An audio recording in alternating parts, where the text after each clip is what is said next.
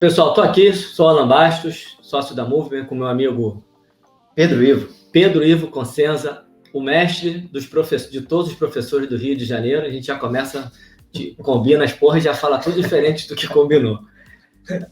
Que a ideia era falar assim, galera, sabe porque você procura informação sobre emagrecimento, sobre hipertrofia, sobre treinamento, sobre atendimento, sobre gerenciamento de carreira, e você muitas vezes tem que buscar em lugares diferentes. A gente resolveu fazer o Resenha Movement, onde você vai ter acesso a todo esse tipo de informação de maneira organizada, por temporadas, tudo bonitinho, com vários convidados, com suas experiências práticas, suas experiências científicas, trazendo para a gente o que tem de mais de novo aí no mercado do fitness para melhorar a sua atuação profissional.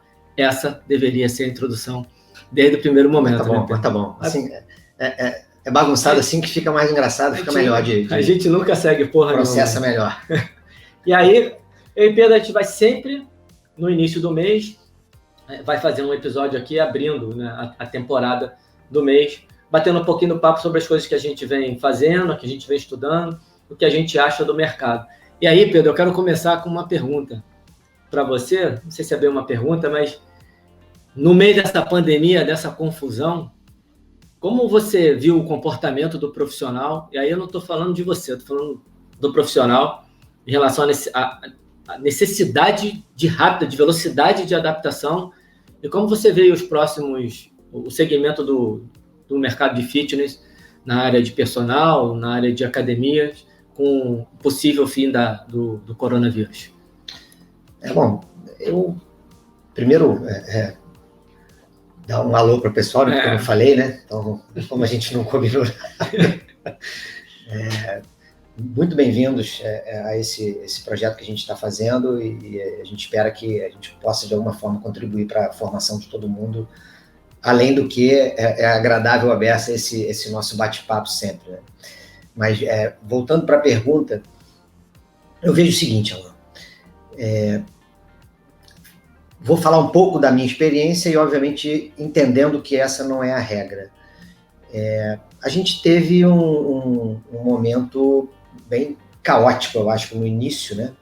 Logo que a gente foi para casa, ficou aquela incerteza, ninguém sabia o que ia fazer, e rapidamente as pessoas foram tentando dar as suas soluções, acabou gerando uma enxurrada de projetos online, sejam lives, aulas... O live no Instagram foi foda. Nossa senhora, era muita coisa. E como qualquer coisa, né, no início muita gente fez de qualquer jeito, muita gente, na minha concepção errado, acabou dando de graça aquilo que se tem para vender, né, que é o nosso conteúdo, é o nosso conhecimento. Uma coisa é você dar uma amostra e você permitir alguma coisa como estratégia, outra coisa é você efetivamente dar de graça para todo mundo aquilo que você tem de formação, aquilo que você custou muito tempo para consolidar e para criar um diferencial para você poder vender.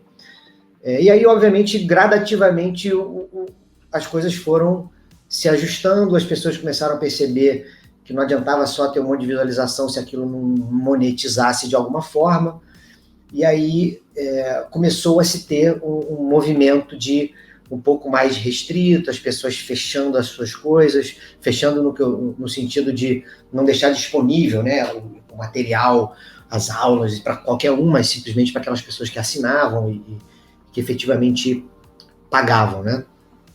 E aí, isso acabou não durando também demais, porque gradativamente a gente voltou. E como a gente já imaginava, a gente chegou a falar muito disso na época da pandemia, no auge da pandemia, a extensão disso era um modelo meio híbrido, né?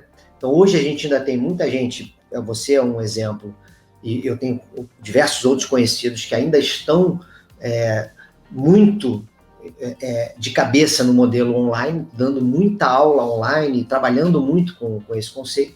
E você tem pessoas como eu, que já voltei quase que completamente para a minha atividade presencial, com algumas aulas dentro da perspectiva online, especificamente porque clientes com risco elevado ainda, que não tiveram contato e não tiveram coronavírus ainda, então essas pessoas ainda estão reclusas e por conta disso elas estão tendo aula online. Mas o grosso, a gente já retornou. A Inox foi a mesma coisa, ela já retomou, e a Movement, ela sim, ela acabou entrando no online e ela ficou até agora. A gente ainda não teve um evento presencial, a gente vai ter começo de fevereiro, já dando um spoilerzinho aqui, dando uma antecipada. Mas, e assim, o que eu vejo de verdade muita gente achava que não, mudou completamente, agora vai ser online. Eu acho que a gente vai ter sim um espaço para online, mas ele vai ainda representar dentro do nosso segmento um percentual muito diminuto do que a maioria dos profissionais efetivamente faz. Eu acho que vai ter um ou outro profissional que vai conseguir dar aquela paulada no online, e o online tem esse potencial de ser mais financeiramente escalável, né? O cara poder ganhar muito dinheiro, mas é muito difícil também, tem que dar sorte. Tem uma série de elementos que tem que estar combinando para o negócio andar.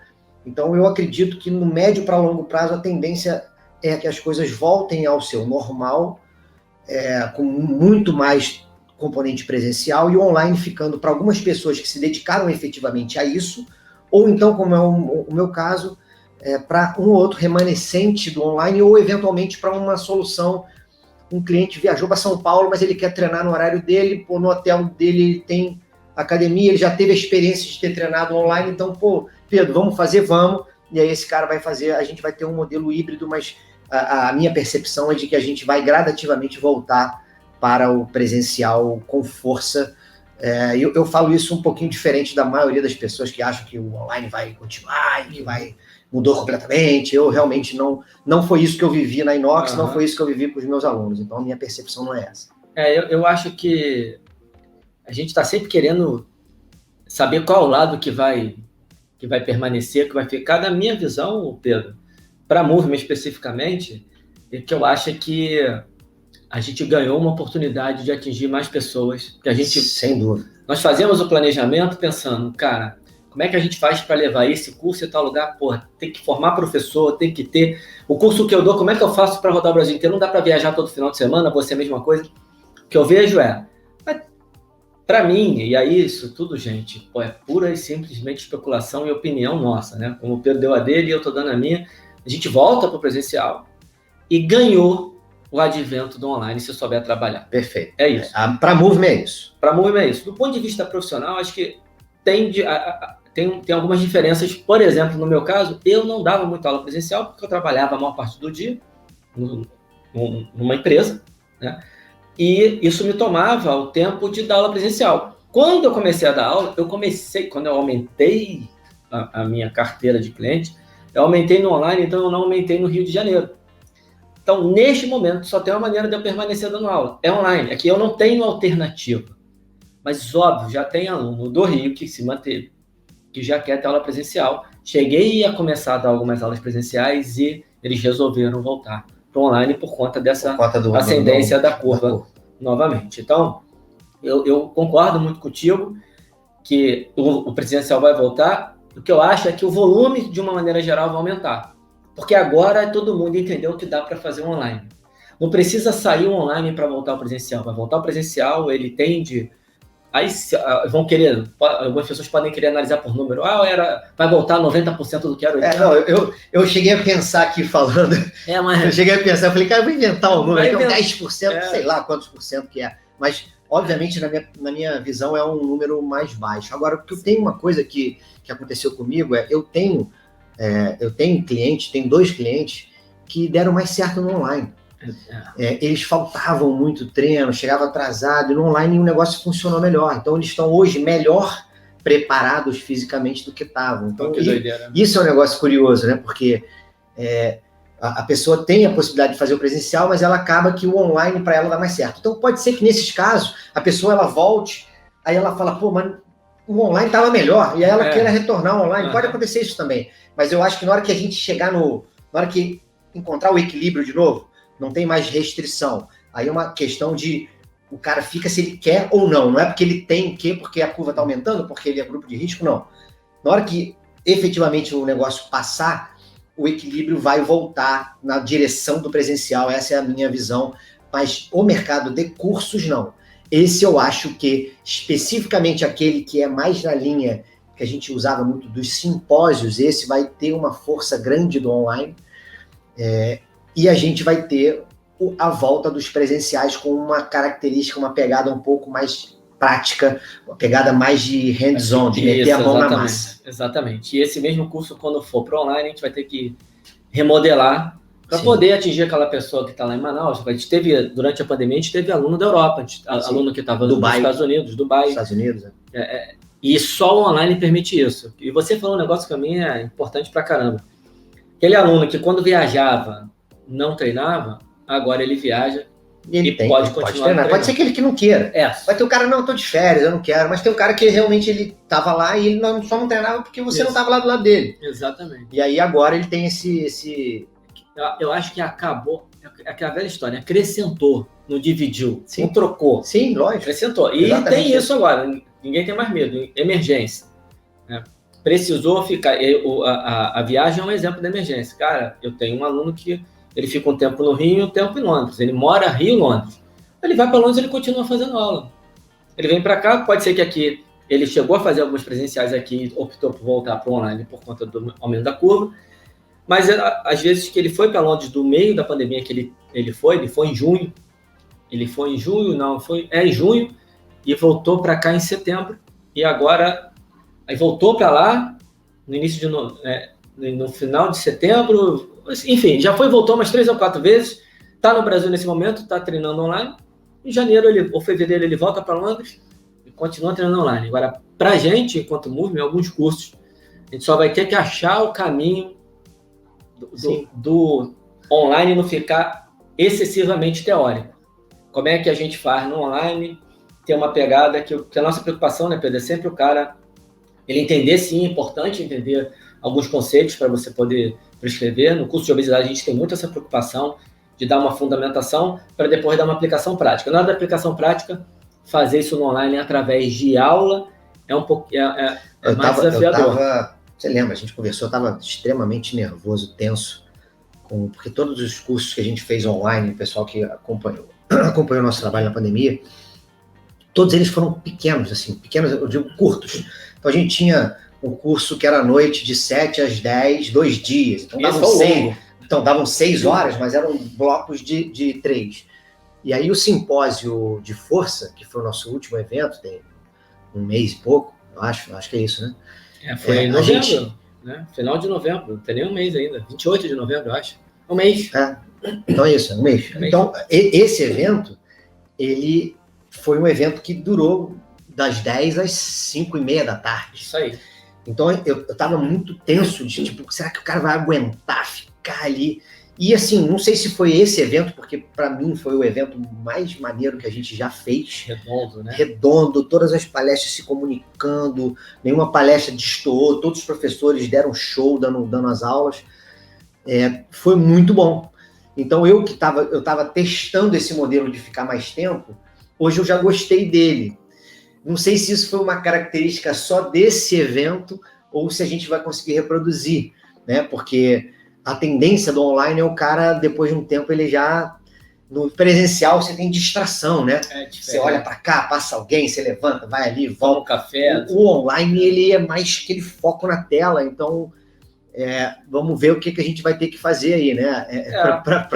Para manter a atenção da galera e o cara reter a informação, que a ideia é essa. Mas a gente tem uma vantagem que, como a gente deixa gravado e com acesso de um período, e depois a gente quer até botar para vender, né, esse material, mas para quem está no presencial, ou no online, presente no online, ao vivo, tá ali ao vivo. Ele assiste a parte da manhã, também cansou, ele sai, vai fazer alguma coisa e tal, depois ele vê o restante no outro dia. Verdade. Eu já recebi feedback de algumas pessoas, pô, Alan, tô assistindo uma palestra por dia aqui, tá ótimo. Eu não sei nem, Pedro, se vale a pena a gente colocar isso também depois num formato de áudio, porque a pessoa se desloca. Mas isso é uma coisa algo a se pensar, porque o seu visual perde um pouco, mas... Total, né? Porque ele é montado para o visual. Exato. Ele é montado para o visual. O que vai acontecer é que algumas pessoas vão pegar, quando estiver se deslocando, que foi o feedback que eu recebi, o cara abre o telefone, está no carro, bota o áudio... Agora, deixa eu só fazer uma propagandazinha aqui rápida. Você que não fez o simpósio de força, o 8º, né, a 8ª edição, Espera assim que sair, a gente vai colocar ele à venda, cara. Não deixa de adquirir.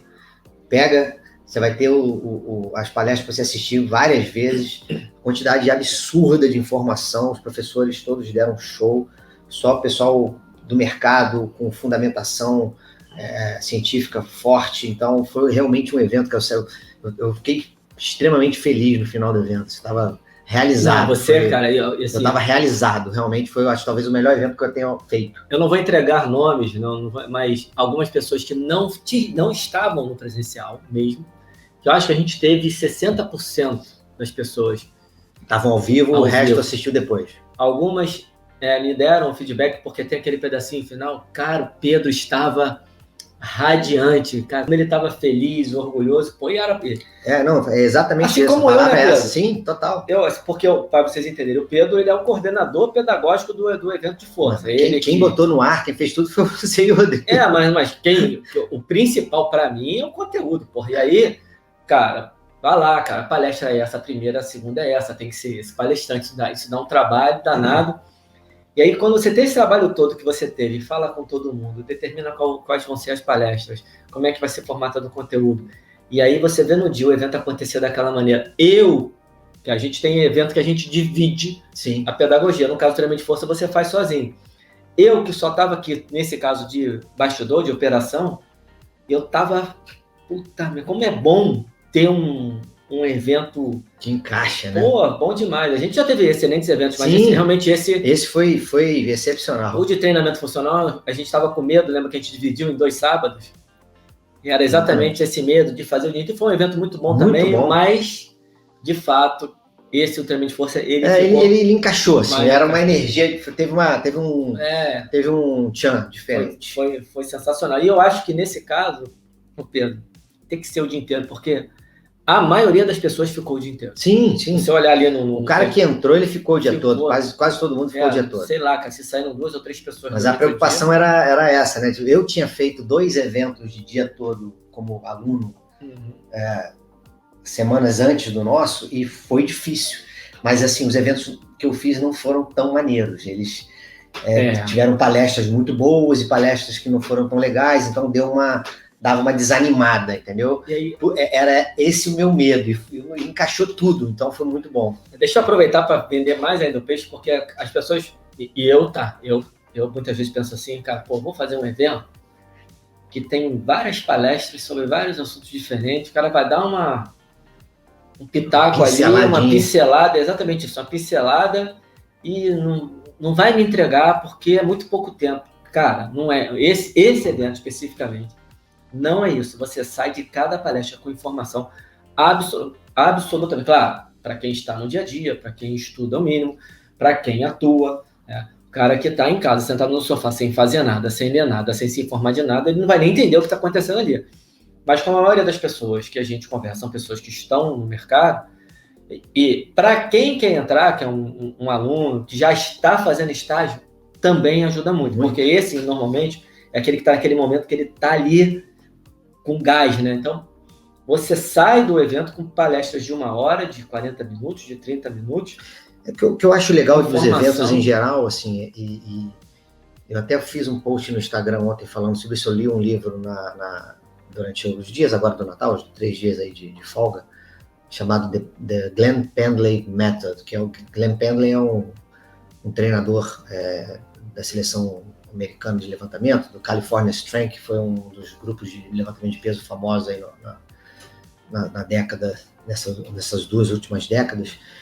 E, cara, a quantidade, apesar de ser um livro, o cara faleceu novo, então fizeram um livro em homenagem a ele, meio que falando das bases da metodologia dele, as coisas que ele pensava de treinamento. Então não é um livro organizado, são pensamentos e ideias de treinamento. Cara, a quantidade de insight, a quantidade de coisa que quando você lê, você fala, cara, que maneiro isso aqui, dá para eu aplicar assim, dá para eu tentar fazer assim, e aquilo te deixa com a cabeça fervilhando.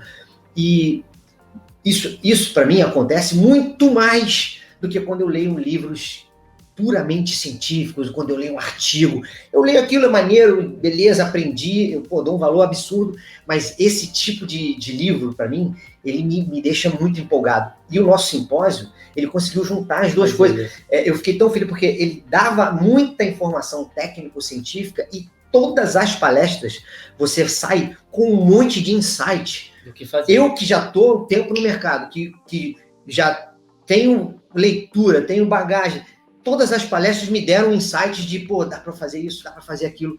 Então, isso é muito legal, né? E aí, fazendo esse paralelo com esse livro que eu estava lendo, é basicamente isso, assim, esse evento conseguiu juntar essas duas coisas. E eu acho que eu talvez, agora que está me caindo a ficha do porquê que eu talvez tenha gostado tanto dele. Então, além dele ter dado tanta informação científica pautada em estudo, baseada em evidência mesmo, ele ainda entregou uma quantidade colossal de insights práticos para as pessoas, além de experimentarem aquilo que outros já falaram que funciona, ainda tem ideias de outras coisas que elas podem vir a experimentar. Eu acho que foi isso mesmo, Pedro, porque eu vi o teu story, foi ontem, anteontem que você colocou, que apesar de todo o respeito pela ciência, que é importante sim, cara, é nessas paradas mais práticas que você pega os insights. Quando você consegue juntar as duas coisas, e aí o simpósio fez exatamente isso.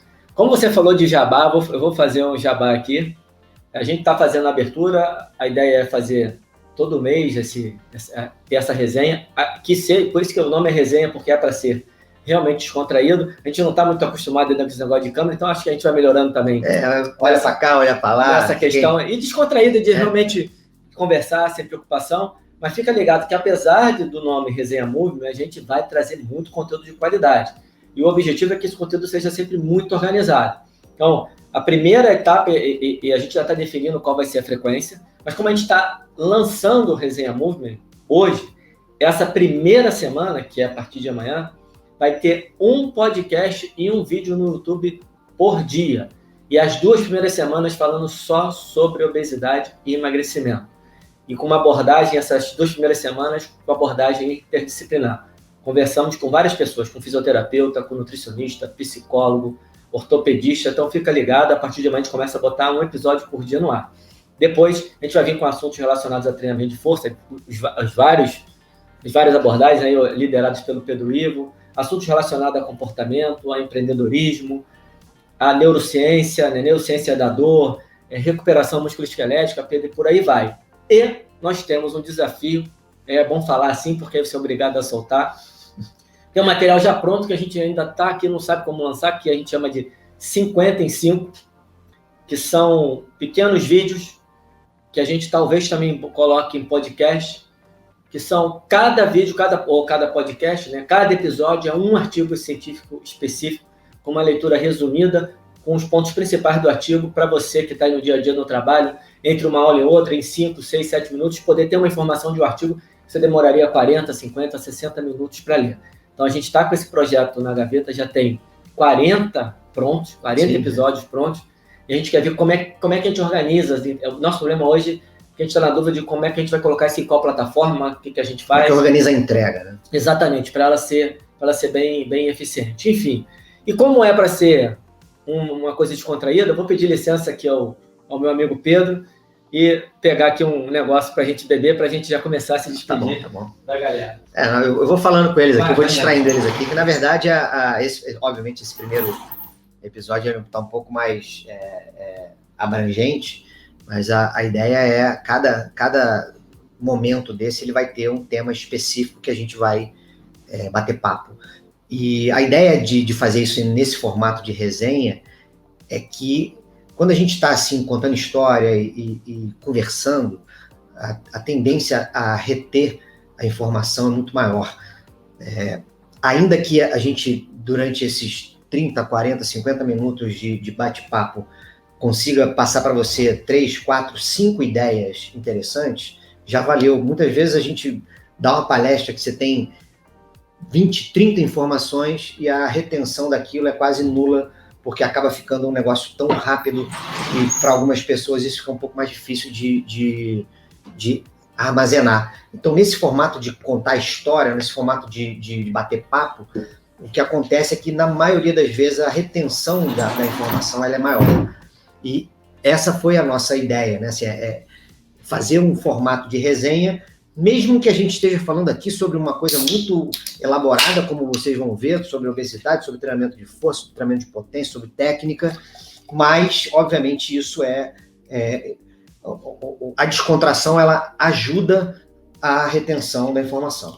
Tá? O que vem aí? Vem, aí você vai falar para a galera. Eu aproveito e vamos colocar esse episódio em homenagem ao nosso amigo e mestre André Letta. André Letta, o homem da cerveja de trigo refrescante.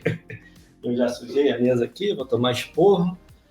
Aí, Pedro, vou deixar aqui, né, a nossa... Caraca, é propaganda da... Essa é uma... I'm Sour, da Three Monkeys, que isso. Um brinde. Que delícia. Dá vontade só de ficar no cheiro. É uma cerveja que eu não entendo nada de cerveja, eu gosto pra caramba.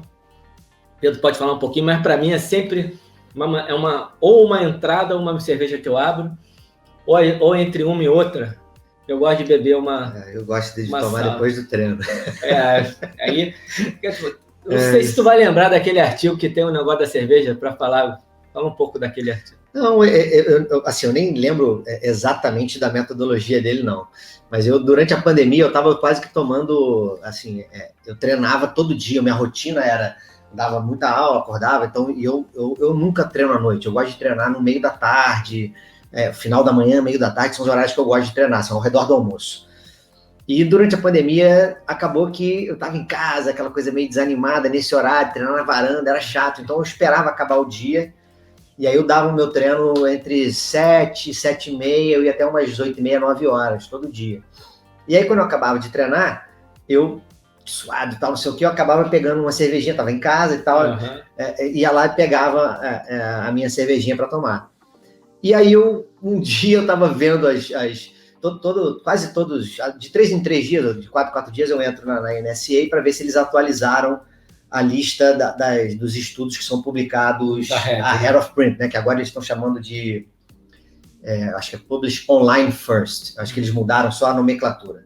Então, são estudos que vão ser publicados ainda, né, na revista, impressa e tal, mas que eles já disponibilizam aquele estudo, já foi avaliado pelo comitê editorial, está tudo ok, já foi aceito, então eles colocam online primeiro.